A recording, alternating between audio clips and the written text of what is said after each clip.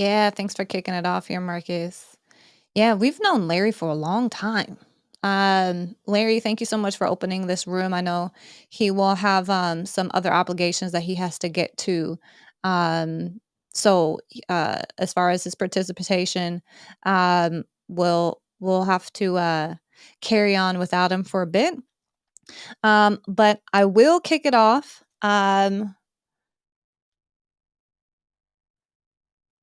Healthy and sustainable building style.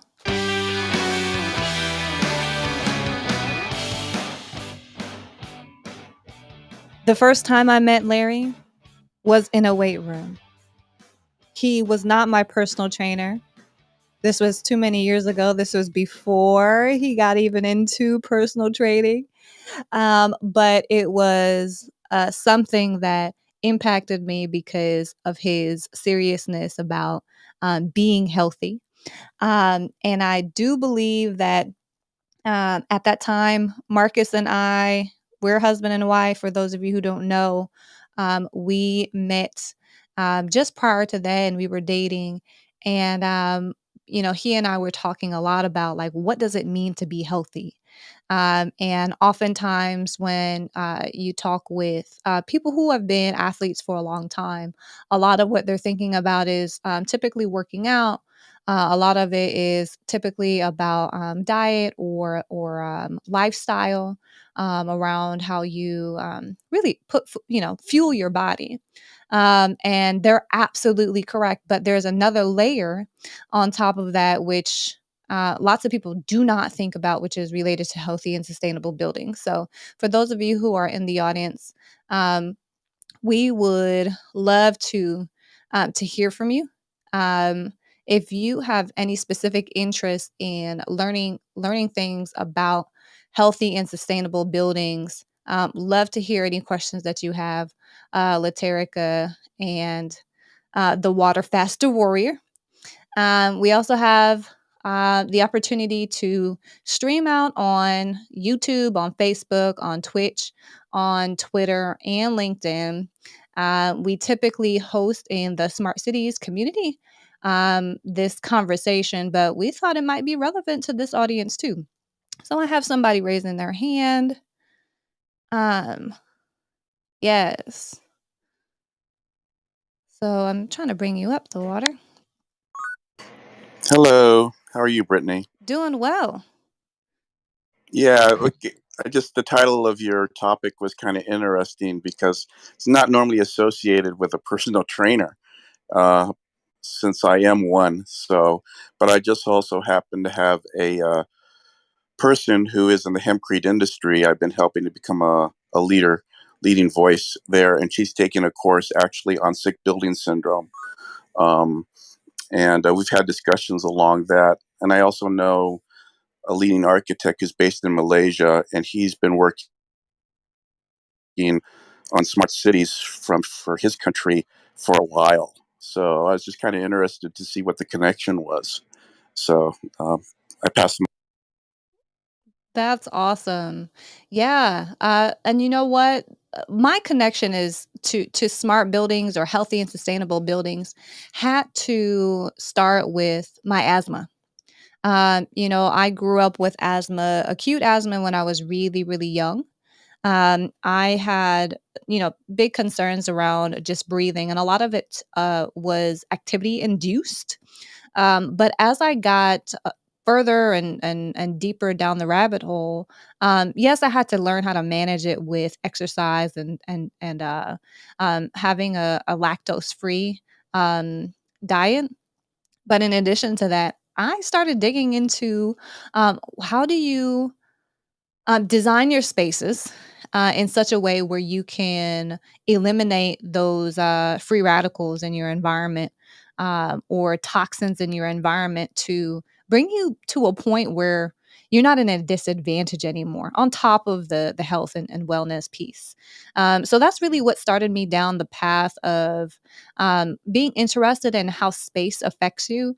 I was also interested in math and science and architecture. And so I went down the path of um, really engineering, design and engineering, studied architectural engineering, and then construction management. And now I build spaces for a living. I actually manage a team of project managers at a pretty well known insurance company, and also have a podcast that talks about better ways of building, or smarter ways of building, as well as smart cities, as well as healthy and sustainable building. So we kind of talk the broad gamut. The company is a constructor, and we host conversations here that are relevant to those audiences. So that's the connection for me. It was sort of natural, but as we think about how you can be healthier as it relates to a space, I often see that tie to um, my autoimmune disease, and how it directly impacted my ability to perform if I wanted to play a sport or just have regular, workouts. So hopefully that connected the dots there for you. Yeah, I see you.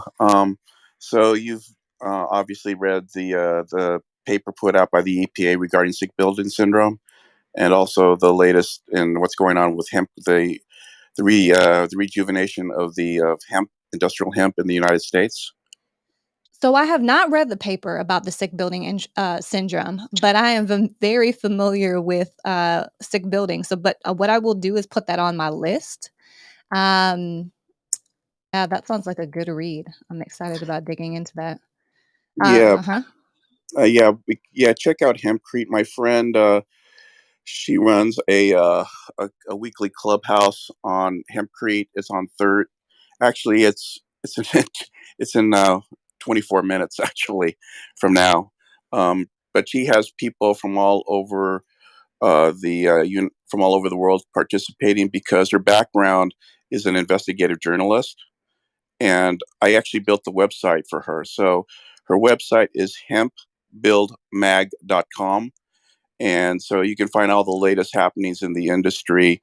She was just did a podcast Saturday, and she's just been invited to be a speaker at the upcoming hemp a conference in North Carolina. I believe it's in September.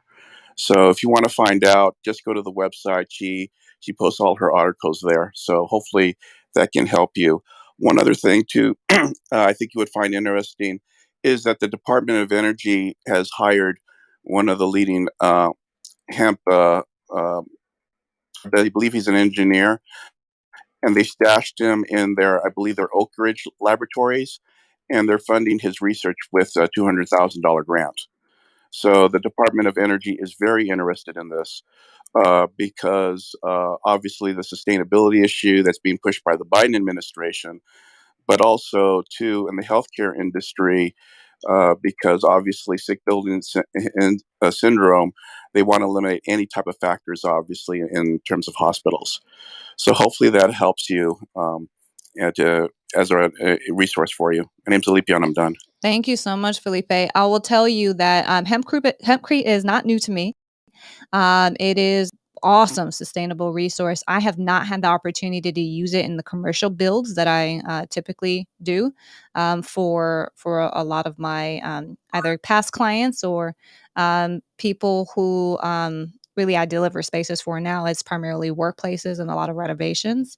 But I do think that in new builds, Hempcrete is an awesome solution to investigate.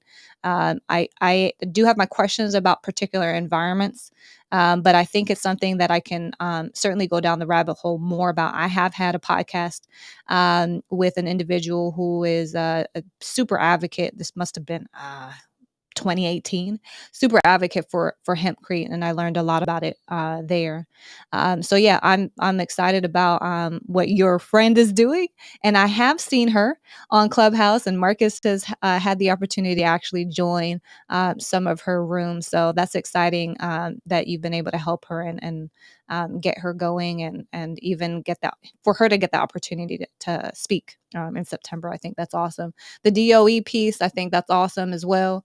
I think hempcrete is absolutely worth the research to go down, because it is such a sustainable material and has so many structural benefits as well. So awesome. So Laterica, hopefully I'm saying your name correctly. Welcome to the stage. You came up. Love to hear from you if you want to quick introduce yourself and share your thoughts about the topic. Yes, thank you so much, Brittany. And you said my name perfectly. That's right. It's Laterica, and I'm the founder of EdTech Startup Wealthy Living, and we are providing educational preventative services for substance abuse for the global depression pandemic. And the reason being is because economic development and sustainability in my communities of Birmingham, Alabama, which is underserved, is real deep. It goes through holistic. It's holistic. So that's the aim we're going. I'm sorry because I was just trying to jump into your DM, so I kind of got thrown off because I see you're interested. You're not interested. You do STEM, and that's where we target STEAM education. And anyway, but what healthy and sustainable buildings mean to me is and you're in and you do workplace design, and that's what we do to tell people, in psychology, it's called environmental cues. And it is so very important. Our spaces, it's just important for our neural behavior development. And so that's what it means to me. I just wanted to jump in the room and kind of see what you guys were talking about, because that's connecting with interior designers right now to kind of get that, because it's in our business plan to offer within our edtech realm for our business development side. So, Brittany, I'll get done with this message, and thank you guys for listening. That is really, really exciting, what you're up to. And yes, I will look out for your message. Thank you so much, Laterica. I have a really, really good friend named Terica, and her name is spelled very similarly. I don't know if you've met anybody named Terica, but I'm just happy to have met you with your name. Um, yeah. So there are a couple things that you hit on there. You talked about environmental cues. And I think that a lot of people dismiss that when people are thinking about healthy environments. Um, Nick, I'd love that you join the conversation. I know you join our rooms regularly. Would love for you to hop up on stage if you have comments in regards to uh, physical, more finishes focused, healthy building components, because I know you're familiar with that. But I will tell you one thing that I've been really, really fascinated by, Literica, is a phenomena or really a methodology of design called biophilia. Are you familiar with that at all? I, I, I am now, but I promise you, I'm writing it down right now. Please do tell. Okay. Thank you so much. Yes, you're welcome. So the idea of biophilia is um, all you have to do is have something that visually looks like nature around your environment, and it brings um, your stress levels down immediately. So oftentimes people they think, oh, okay, yeah, that needs to be plant life. It needs to be, flowers or something like that. No, no, it doesn't. It could be a poster board, it could be wallpaper, it could be a green wall, it could be plant life, it could be artwork of bamboo.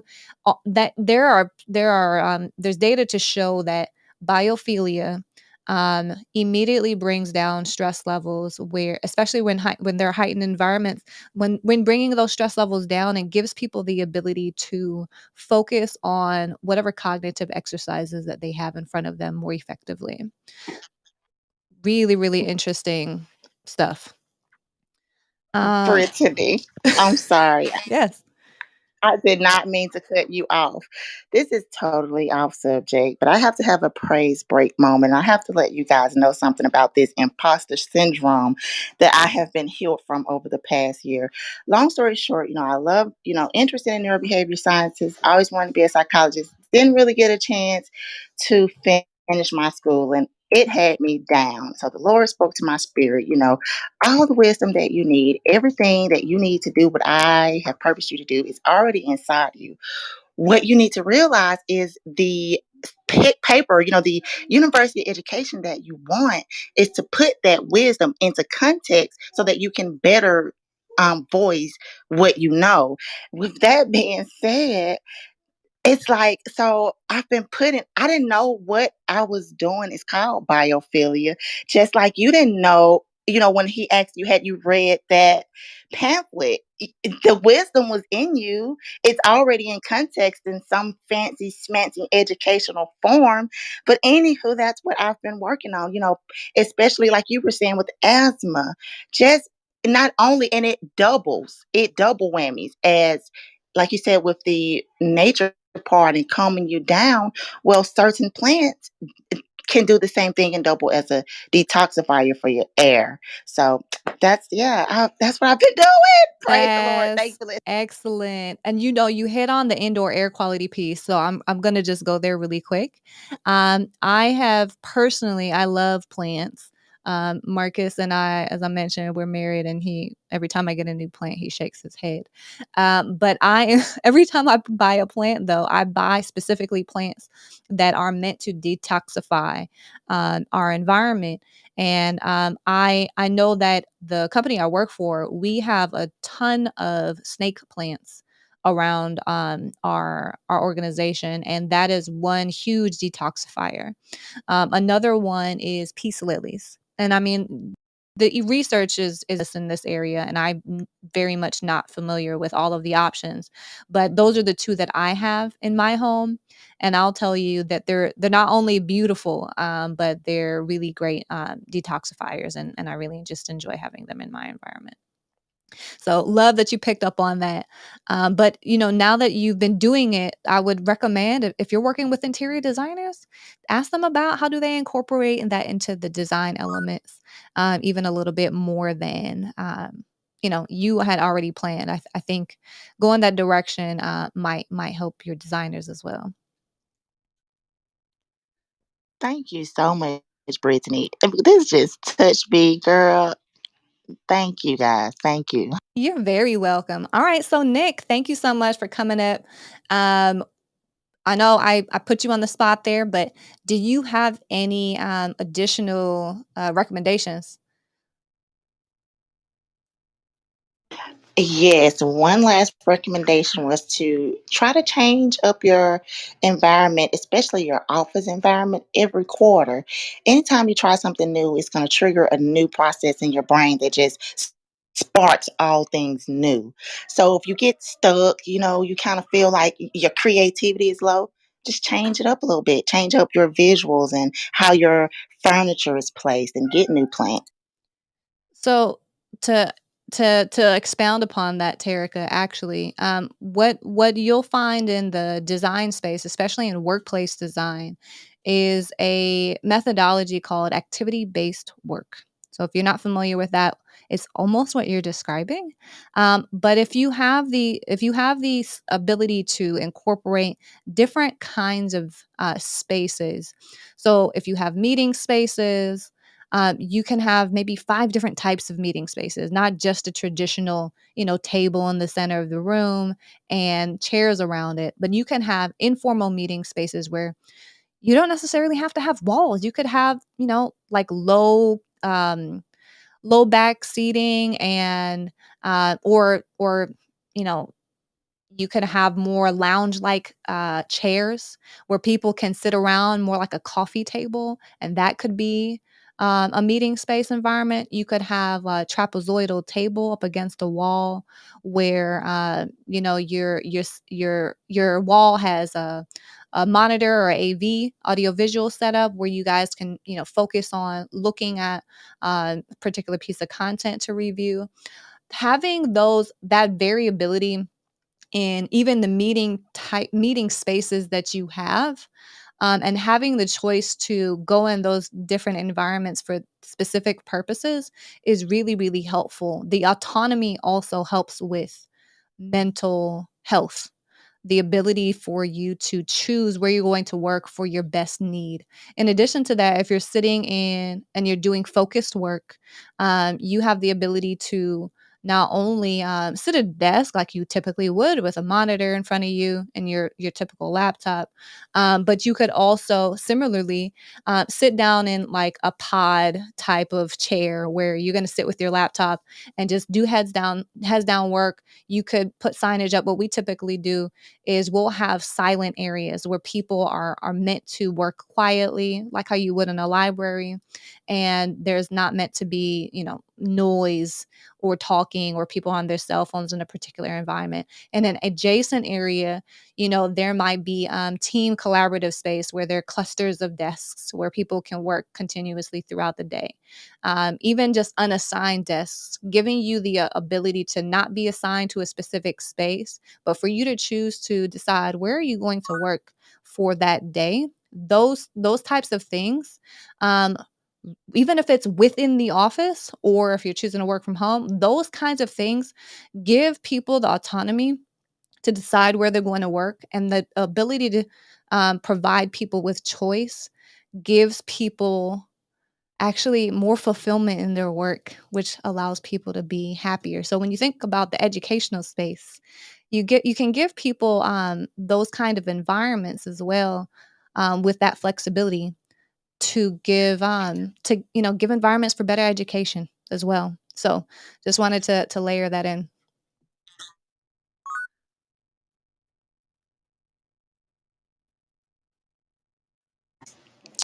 I can't wait for us to get on the phone. We'll be on the phone all day.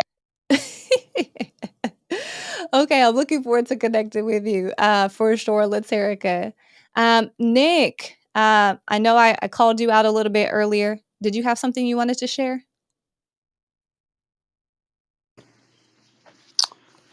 Yeah, thanks, Brittany. I guess just some general comments. I think it's interesting that the healthy buildings and the sustainable buildings that kind of go hand in hand. In that, as we uh, as we learned more and more about how we actually built things in the built environment, we found like the best way to actually get more healthy buildings was to build better buildings. And I think it's been a little bit difficult over the past couple decades to get some of those new technologies and those new ideas of how we build into uh, into some business models. But I think um, the increase in a lot of the building materials that we see now, like low VOC, emitting paints and stains, etc. We're really starting to see a lot of products kind of on the underground or through some guerrilla marketing really become more prominent in the space, and that's because we've recognized that indoor air quality plays such a huge role in the overall health of not just the building itself, but of course then the people that are living and working inside of them. So it's just an interesting kind of connection there between the things that are being. All right, go ahead. I've moved them to the audience. Yeah, Good job. just an interesting connection there between those two. Yeah, that's all I had. Definitely. Thank you so much for that, Nick. Felipe, Allen, welcome to the room. We're happy to have you here on stage. We're talking about healthy and sustainable buildings in the Ask a Personal Trainer room. Larry has been a longtime friend of Marcus's, and has built up a really great community that cares about health. So what we're doing is taking uh, you know, an opportunity for him to have us as hosts in his room, and we're excited to be here to talk about what's healthy and what's sustainable, maybe from a slightly different lens.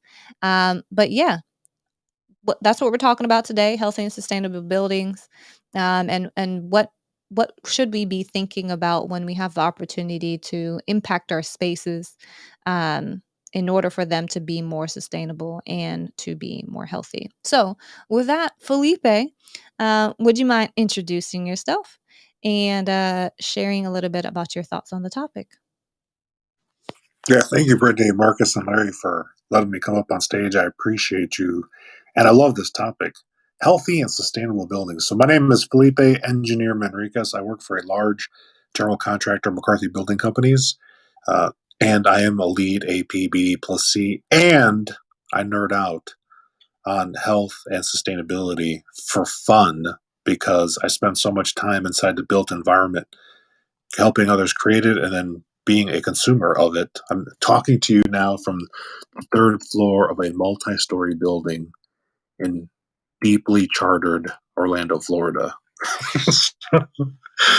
And I also am the host of the EBFC Show podcast, the Easier, Better for Construction podcast. It's all about changing the construction industry from within. And I would love to hear Larry's thoughts on where buildings are lacking from his perspective to let people have a more easier, better, sustainable environment, like just environmentally perspective from such a well-disciplined individual. I'm just dying to hear Larry. Well, So I'm gonna I'm sorry to interrupt here. Larry actually has to support one of his clients at the moment. So if he has some time to chime in a little bit later, I'm sure he'll be able to hop on. But right now, we can't rely on that, unfortunately. But I'll tell it's you, leaving me in suspense, I Brittany. know. But with that, when we get to a point, maybe One eternity later. that's when we'll hear from him, perhaps. Sounds good. Thank you. Sure, no problem. But yeah, I mean, it's something to beg the question, and I'm sure we have other professionals in the in this space, and thank you to those who are in the audience, Omar, Fuong, Fernanda, and Mighty. I think it's a really interesting topic, particularly for people who care about their physical health, who care about what they fuel themselves with on a day-to-day basis. That not only would they care about that, but the way they navigate through their environments, their built environments, in order for their health to also be sustained in the best possible way.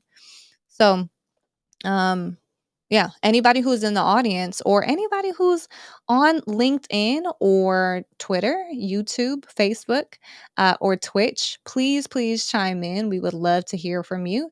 And what would you care about in your physical space? Understanding that you care about your health and environment. One of the things I was asking about, Brittany, is what about you know every business keeps flopping back and forth, or when we're going to return to work, or what is that going to look like, and things like that. So, what are some of the things that we should be thinking about or considering if as we're moving back into the office, and what are some of the things that how we can do for ourselves to prepare for that transition back. Yeah, really good question, Marcus. Thank you for chiming in and asking about that. Um, you know, there are a number of things that we've done in our HVAC system, but depending upon where you work, you might have What different is opportunity. HVAC? Yeah. Heating, ventilation, and air conditioning is what that means. So what we've done is we've adjusted our system in order to take in more fresh air or air from outside into our buildings. So that's one thing that we've done. So if you're thinking about, well, what's the concern around, COVID, right? It's still a concern now, especially with the Delta variant and the ability to um, have that transfer from person to person, whether you're vaccinated or not. Just the addition of fresh air in your environment, even if you have the ability to open a window or that kind of thing, that alone allows for cleaner air, depending upon where you live. Obviously, in urban environments, there is a concern around the contaminants in the air in urban environments, but you just have to consider, where can I get the most fresh air around your building, in order to accommodate for healthier spaces. So that's one really simple and easy thing that you can do. There are a few more complex things that you can do. There's a technology called bipolar ionization. That's something that we have um, installed in our facilities, in our air handling units, AHUs, in order for the air to simply be cleaned. Um, it brings down contaminants to a microscopic level, and as I understand it, makes it so small, and it actually um, is no longer airborne. It becomes molecular at that point. I'm probably not doing it justice by the description that I'm providing it, but it does clean your air. And actually, I've gone so far as to buying an ionizer for our home, in order for us to clean the air. So that's another thing that if you want to do something a little bit more robust, you can do. There's also something I just learned about yesterday. It is like a nanotechnology cleaner, where it cleans your air at a nano level. So let me see if I can pull that up in a little bit, and I'll share with you guys about that technology. So those are a couple of things. Something as simple as cleaning, like according to the description of, or according to the instructions of your cleaning products. So one thing that we run into on our facilities team is, um, we have made sure that all of our um, all of our staff who's responsible for cleaning desks or cleaning touch points, really, we call it touch point cleaning. So, I mean, obviously your door handles, any stair banisters, anything like that, um, heavy touch areas. We have required, obviously, the right cleaning methodology for the material that needs to be cleaned. So if it's a steel or a hard surface, you're going to be using a different cleaning solution than you would be for a soft seating surface. So just using it to the instructions that's required in order for the solution to be effective. Really, really simple thing to do, but really, really effective. One of the cleaning solutions that we have at work, it requires you to spray it on the surface and let it sit for 10 minutes. And only after those 10 minutes, then that's when it is guaranteed to have cleaned off the necessary bacteria, um, or virus off of that surface. So really, really simple solution for maintaining a clean space, but just needs to be followed. The instructions needs to be followed effectively. So hopefully that answers your question, Marcus. Those are just a couple things that we've done. Um, so yeah. I know, Alan, you've been on stage here for a little bit. Um, Love to hear what you have to contribute to the conversation. If you wanted to quick introduce yourself and share your thoughts on the topic. Yeah, hi, Alan speaking. I'm not much to introduce. If you want to learn more about me and what I do, just click into my bio. But I jumped up on stage when you were talking to Laterica about those co-op spaces, working environments, and that got me a little bit curious. I'm curious what your thoughts on with the pandemic over the past year, 2 years. How has that impacted how you as a builder, you as someone in the construction space, approached building design and creating engaging work environments? Because even when we talk about unassigned space, you'll have some people who naturally tend towards you know ownership of certain tables, and they just kind of squat to put it bluntly, and they have a sense of identity with a work area, and they feel that their day can be flipped on its head when they don't get to sit where they feel most at home. So I understand that there's different schools of thoughts about this, but with COVID, with social distancing, with physical distancing, with various constraints that the pandemic has introduced into these kind of designs, I'm wondering how your thoughts or any of the panels have evolved in their thinking related to this. Than speaking. Yeah, really great question, Alan. A lot of people are still trying to figure this out. I am not going to claim that I am, someone who is an expert in any way, shape, or form in this. There are large organizations who are stifled by this question exactly.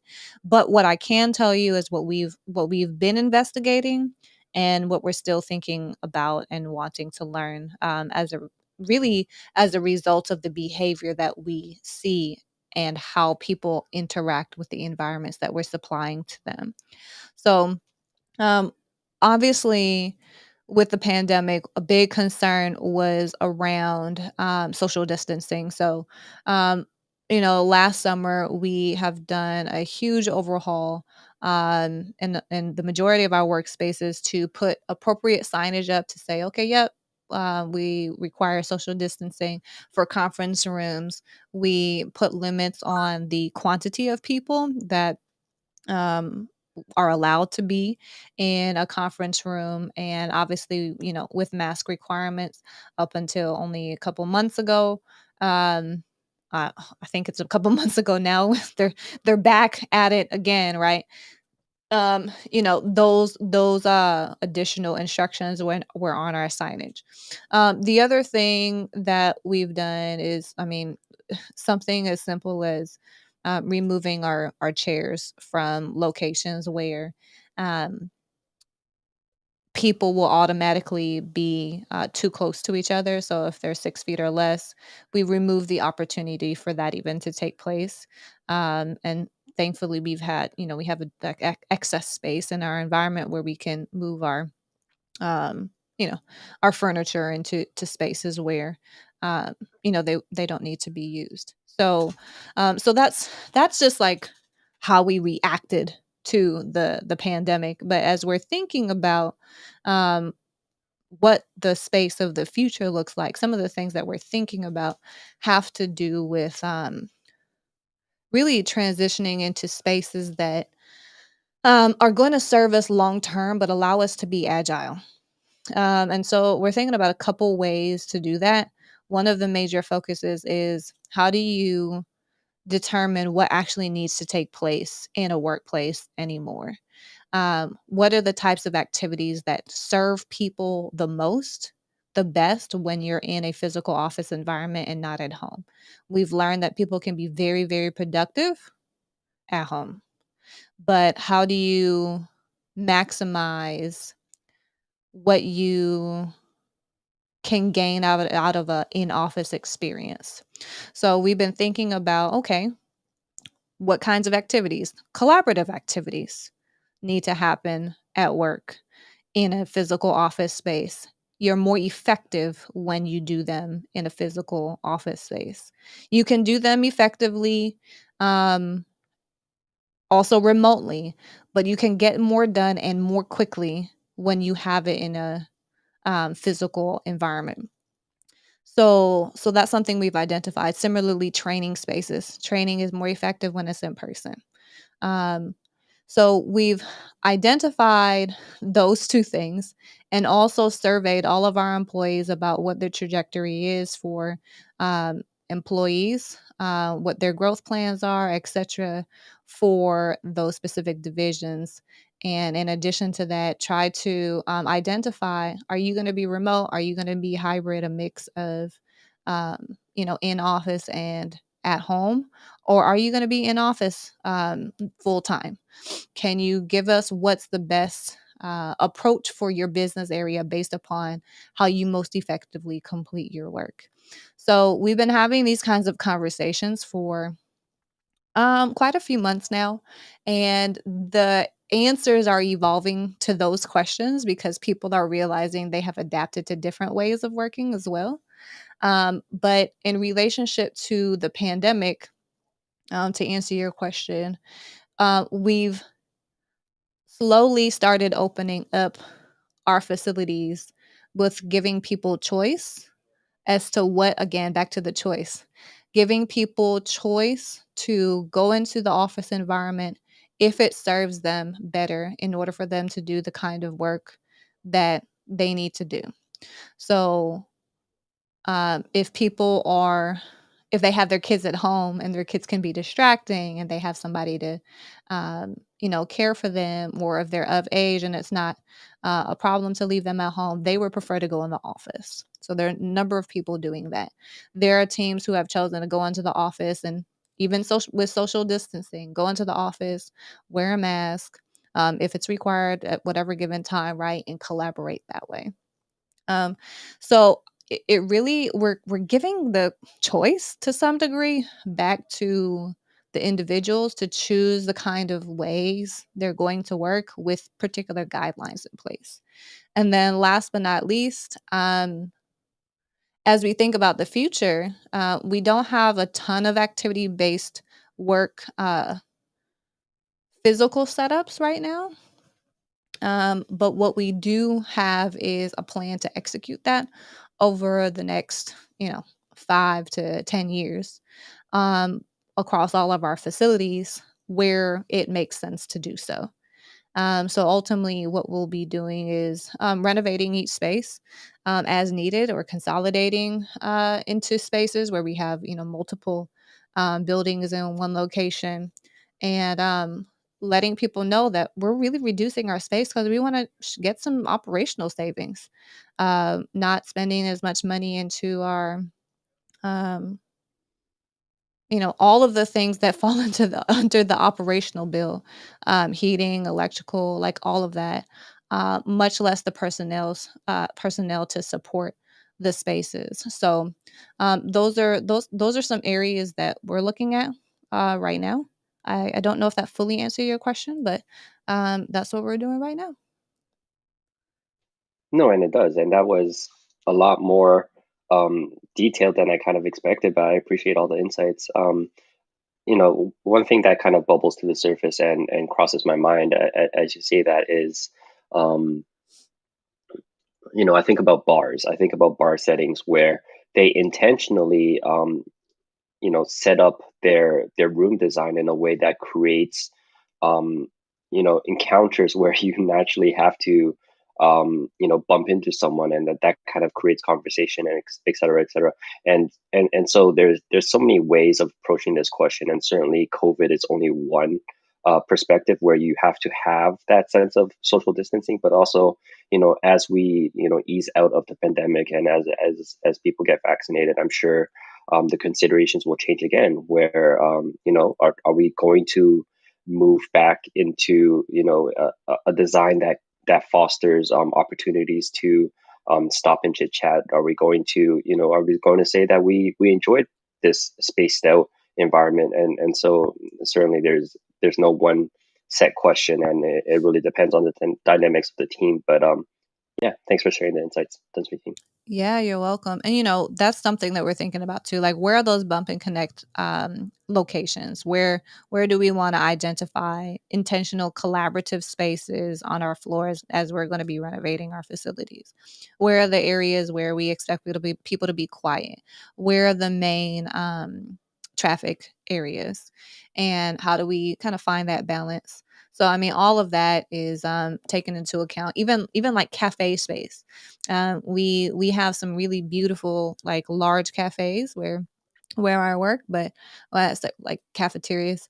And now we're thinking about, like, how do you put more of them more frequently so that people can have those opportunities to bump and connect, but don't have to walk as far, and they can get that kind of collaboration with the people that they typically work with at doing like that water cooler talk. So I think it's really interesting, like, psychology around the design.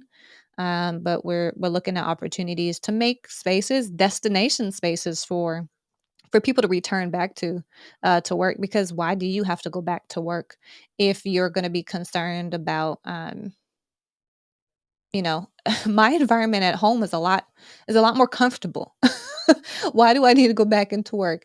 It's like almost giving people an incentive to, oh yeah, this space is actually really cool. I do want to work in that beautiful space, or I do want to have that coffee where I don't have to like make it at home anymore, or like whatever it is.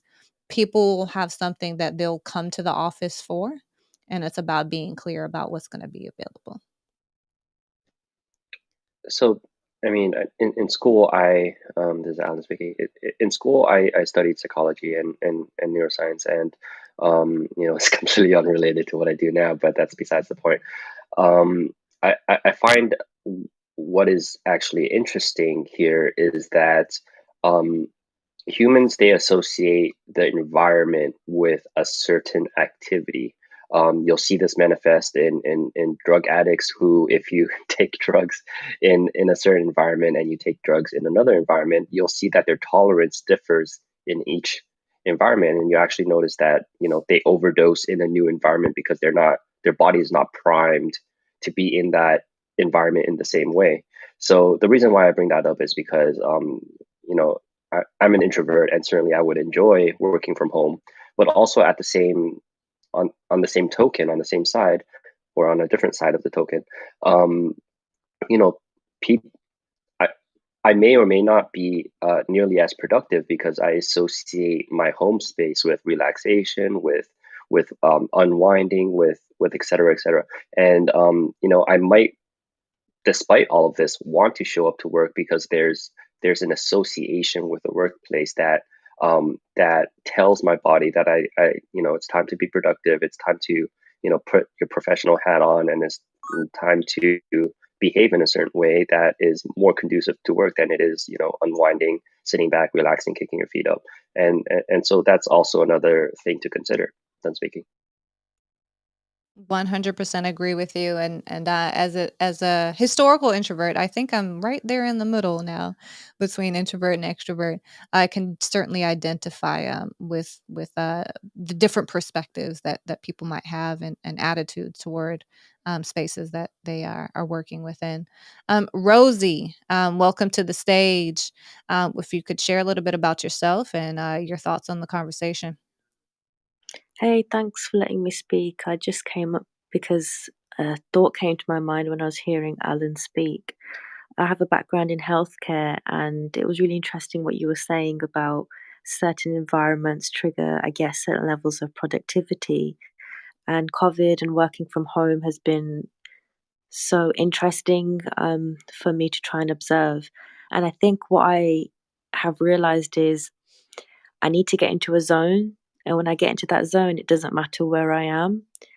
And I have a huge passion for martial arts and boxing, which I'm sure you can tell from the picture. But I think martial arts played a massive role in helping me understand how to get into the zone. And I think the call to come to this room was your group name, Ask a Personal Trainer. I think you've held talks before, which have been super interesting. But I think aligning my physical health, um, not aligning, but I think exploring my physical health and pushing myself has really opened my mental perspective, because I think I'm a little bit detached from environments now, because I feel like when I get into that zone, I mean, I could be sitting on the train and being productive. Whereas if I'm sitting at my desk and I'm distracted and I'm not on it, I could be there for 5 hours and it's just not productive, if that makes sense. 100% makes sense. And you know what? Over the years, for those of you who don't know me, I've been in the construction industry for a little over, I don't know. I keep asking myself, what's the number exactly? Engineering and construction, probably about 14 years now. And the kind of work that we do is a bit stressful. And I've overcome anxiety, and I still have to manage it, for myself. One thing that I've incorporated into kind of my daily practice or weekly practice or whenever I need to do it is breathing. I've done a lot of study on breath work and even pranayama breathing. and different breathing styles, box breathing, that kind of thing. And those have allowed me to not only reduce anxiety levels, but to get to the mental state that I needed to focus in particular environments. And when I when I started working at a company, 7 years ago now, it was a very fast-paced environment and very challenging, and I had to get up to speed really quickly. I hadn't done this job anymore before. It was a promotion up, and I was learning a lot, but I had a ton of anxiety, and we all worked in one very small office. It was not a healthy space. We needed more ventilation in that space. But for me, that breathing, I would not have um, fared well if I didn't learn about just how to breathe and bring my heart rate down and manage the stress levels. So Rosie, where you're talking about 100%, 100% connects. And then martial arts and boxing, if you don't understand how to breathe and doing those activities, oh my goodness, you're not going to do well in either of those practices, those sports. So really cool connection there.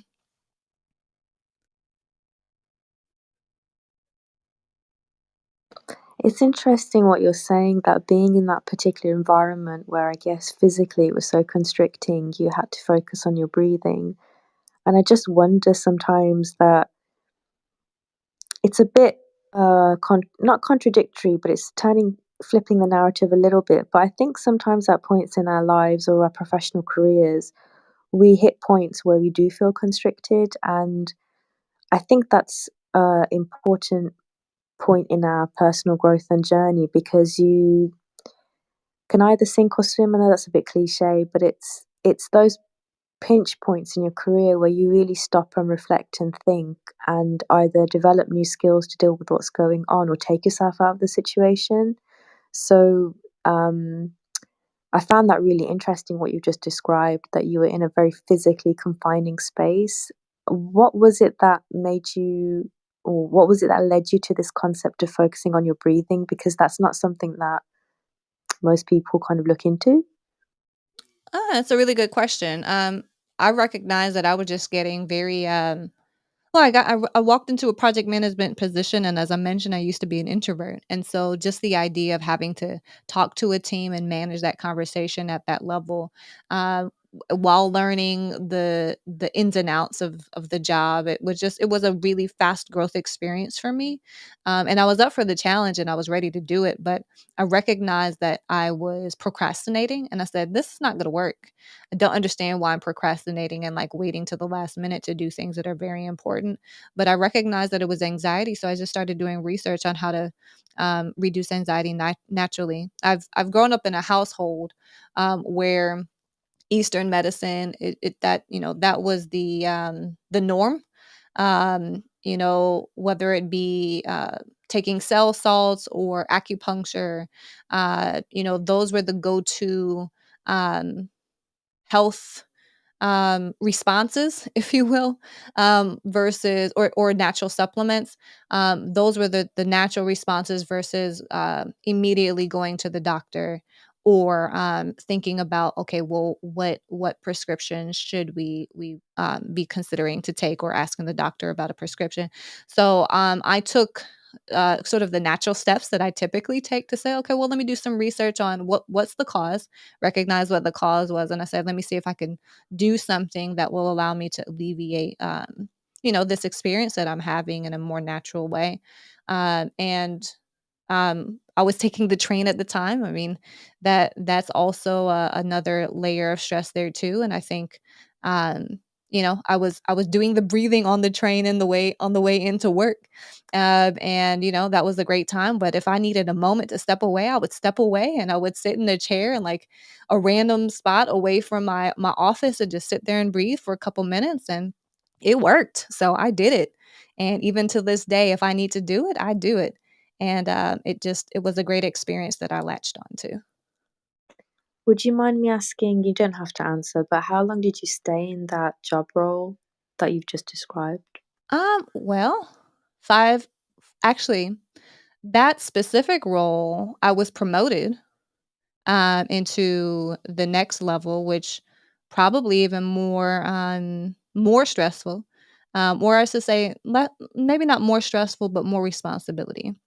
Maybe about within 3 years, and then was given even more responsibility on top of that, to start managing the team. But I think because I learned how to manage the stress, the impact on me was not as heightened. It normalized after some time, Rosie. And I think every time there's a new situation, I have to kind of assess, how is my body responding? And sometimes I adapt super quickly, and sometimes I don't. But it's something that I'm happy to talk about with people, because I recognize lots of people don't recognize what they're responding with when they are in certain situations. And I think something as simple as breathing, that's not so simple, but it's very simple when you need a solution, could really help people. So that's why I talk about it.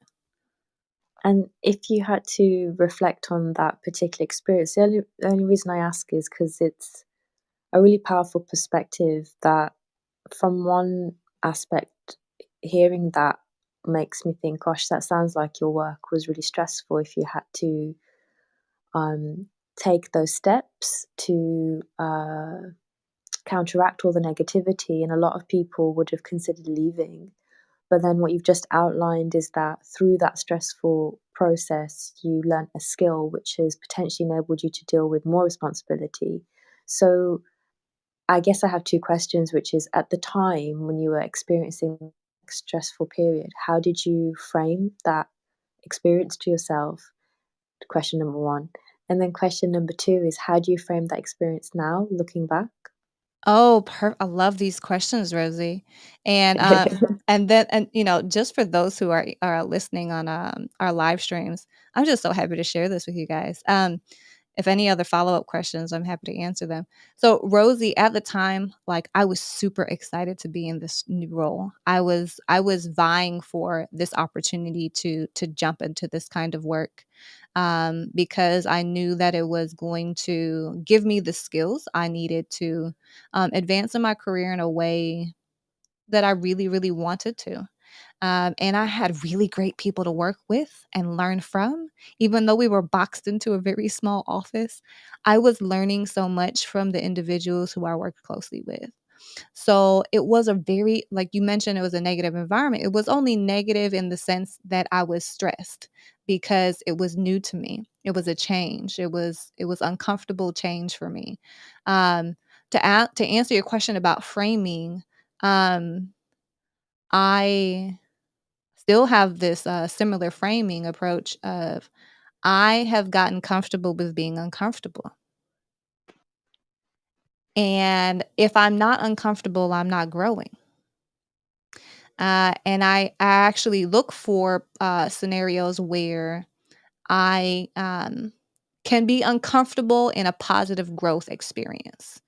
Not uncomfortable just to be uncomfortable, but for not only for me to grow, but for me to impact people in a positive way. It's also very much an impact thing for me. Am I helping people? Am I providing them with better experiences by my involvement? So that's how I framed. What was your second question again, Rosie? So looking back, so at the time, I think you've kind of answered it, but at the time, how did you frame it? But looking back retrospectively, how do you view that experience now?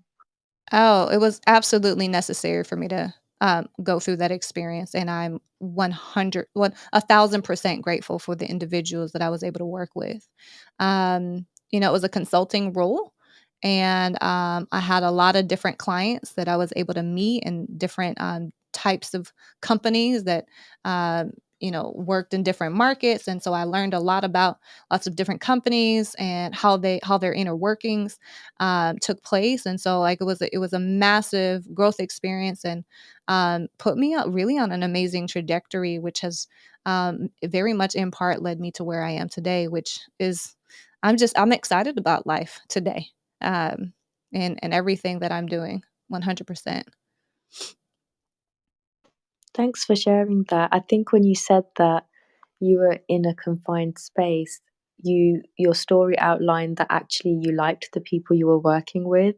So that makes sense to me now, because when you first said that, I thought, how did she cope being in a small space with people she potentially didn't like? But if you like them, then it's bearable.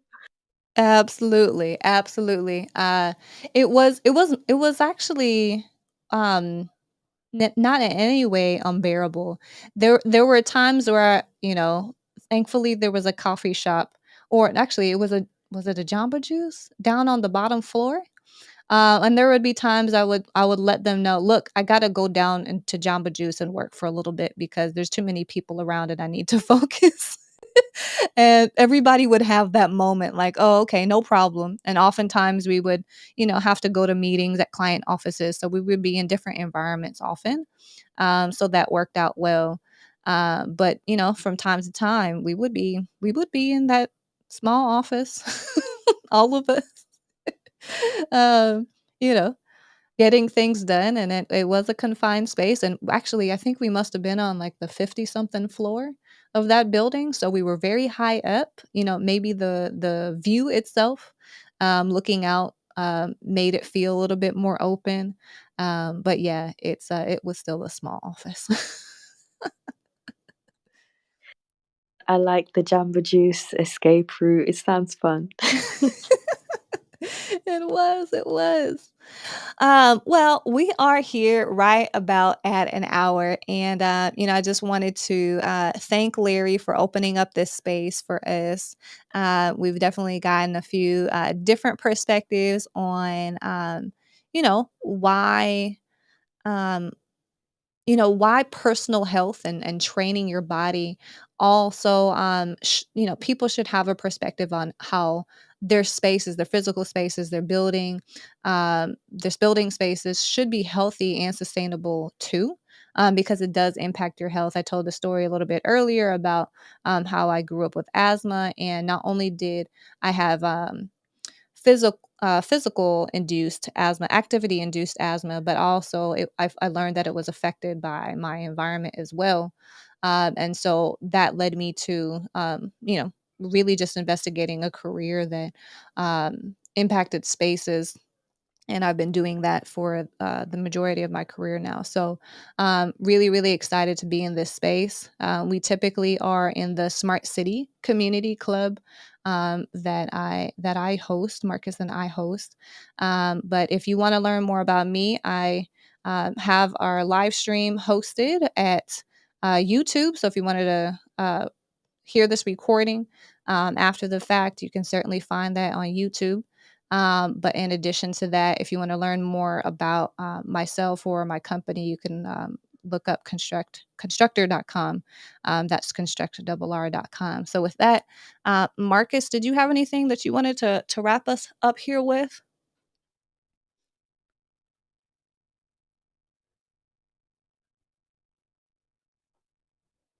All right. Before Marcus responds, Alan, did you have anything else that you wanted to close here with? Very briefly, speaking, Rosie, if I may, I really liked your line of questioning. It was very, it showed a sense of introspection. I looked through your following list, not your follower list, and I noticed you're following Hosai, you're following Francis Fry, and I just wanted to bring to your attention. I run a very small book club called The Next Chapter. Would love to have you, join in and share your thoughts. We're currently dissecting Unleashed, the book by Francis Fry, and we actually had her join our room as a guest 2 weeks ago. So,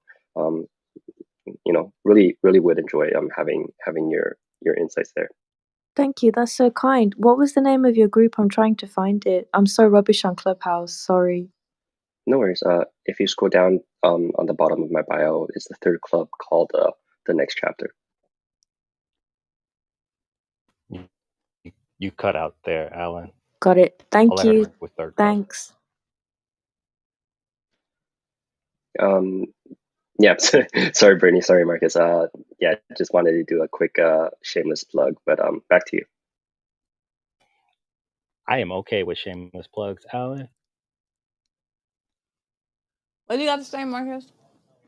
Oh, so I guess to piggyback off of well, I don't know, Brittany, as a shameless plug. One of the things that we wanted to actually talk about here was trying to do another room here on Friday, talking about the digital health pass that IBM is working with the city of New York. Um, I think another company is kind of running and managing it, but IBM has put down their infrastructure and actually open sourced the project in a way that if anybody or any city would want to kind of copy that project, model that project, they're making it open for everyone to be able to use. So I don't know if Brittany has mentioned anything about that yet, but that is my shameless plug for Friday. Yes, yes. Thank you for calling that out. Yes, it's going to be around the digital health pass. Actually, the state of New York has partnered with IBM. And I don't know if you guys know that gyms is on the list for them to require vaccines. So the digital health pass is health pass. Um, and I think they're calling it Excelsior Pass or something like that in the state of New York.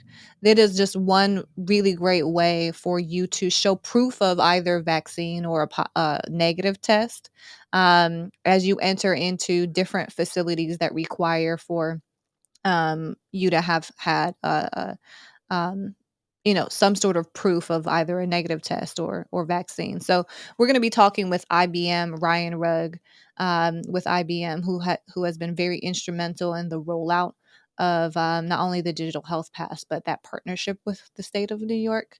And we're going to be talking about what does digital identity look like when it relates to health. And so that conversation is going to take place at 10 a.m. Central. So if you're interested, um, I have posted information about it on all platforms: YouTube, Facebook, Twitch, Twitter, and LinkedIn. If you find me on any of those platforms at that time, you will be able to take in that content. So, yeah, appreciate all of you in the room. Foad, Jason, Rosie, I know you haven't chimed in with any last words, so just wanted to give you the opportunity here quick.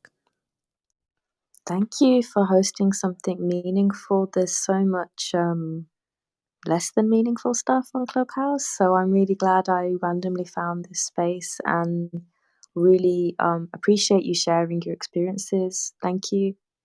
And to everybody else who shared, thanks. Thank you so much, Rosie. I appreciate your thoughtful response, and I'm so glad that you got value out of it. Yeah, really, really appreciate that. So with that, we're going to wrap up the room. Thank you to everyone who's listening on live stream and those who are here in the Clubhouse room. Please do not forget to follow this club, Ask a Personal Trainer.